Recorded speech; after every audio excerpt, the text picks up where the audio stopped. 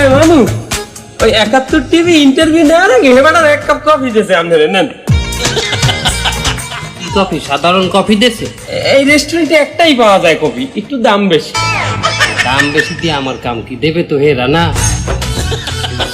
চাঁদা চাইতে চাইতে তার নামই হয়ে গেছে চান্দা ভাই।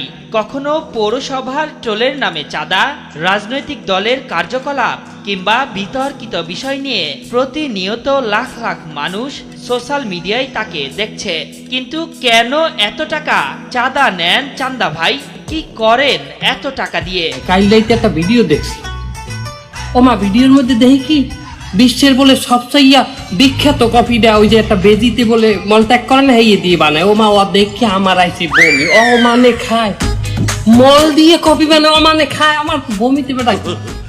এই বাবু কফিটা দেন, এই খাওয়া লাগবে না আপনি রাখ। আর বেটা তাই দিয়ে কফি আনতে এটা খামু না। না মানে কইতেছি কি কফিটা আপনি যে ওই মলের কফি খান না, এটা আগে আমারে কইবেন না? এটা আগে তোরে কওয়া লাগবে। মলের কফি মানুষ খায় বেটা, এই কফি শেষ করলি। এইটাই তো মলের কফি মানে মানে এই রেস্টুরেন্ট ওই একটাই পাওয়া যায় ওই মলের। আমি তো মনে করছি আপনি খান। এবারে আমি মল খাই, ওই মলের কফি আমি খাই। তুই থাকে আপনি তো এই কসমের ডিম তারপরে গুলশে বেছে আর এগুলো খাইতেন তারা। এইটাই বলছিলাম বলে আপনি এই মলও খাইবেন। তুই একা তো টিভি করিস।